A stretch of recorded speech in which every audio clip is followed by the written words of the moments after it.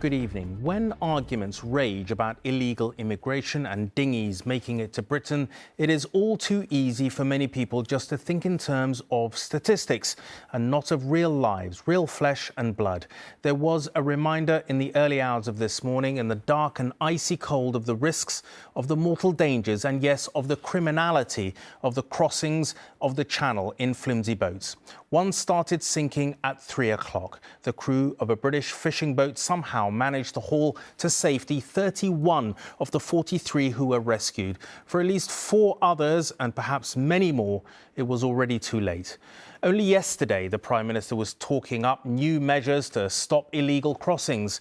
Today, he spoke of his sorrow at the tragic loss of human life. It's the middle of the night, in the middle of the English Channel, and it is perilously cold. An inflatable boat carrying far too many people is in difficulty. One of them phones a charity in desperation. Please help we have children and family. Please help me, bro. Please, we are in the water. A fishing boat comes to help, some of the men just in T-shirts, as the dinghy takes on more icy water.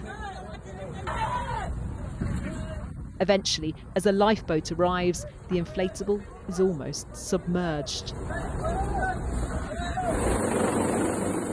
43 people were rescued, but at least 4 people didn't make it back alive.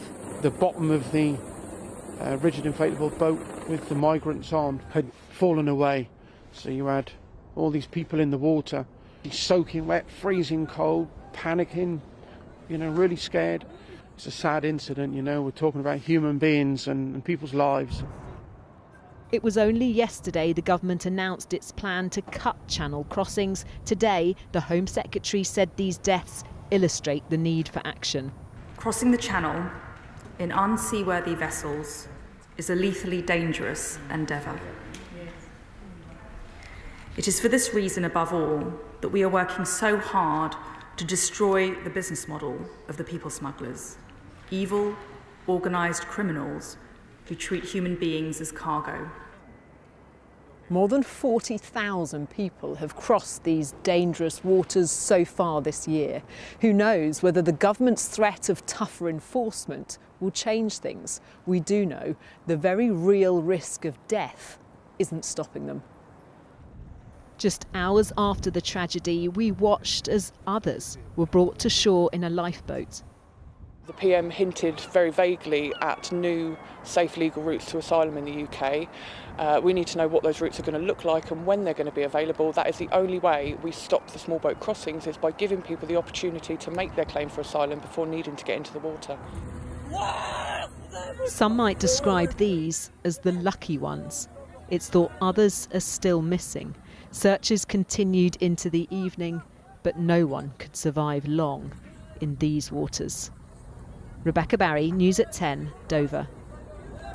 Well, that's Rebecca in Dover, and Rupert is on the other side of the Channel in Calais. Rupert, conditions are said tonight to be similar to last night, calm and incredibly cold. What does that mean, do you think?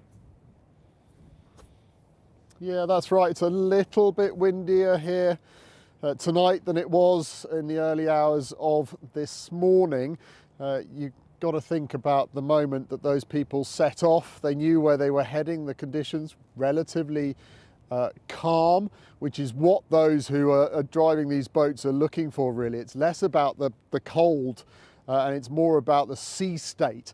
And last night that was conditions were pretty much perfect. Today, a little bit more wind, but there is an inevitability that there will still be more crossings. There is 100 miles worth of coastline here.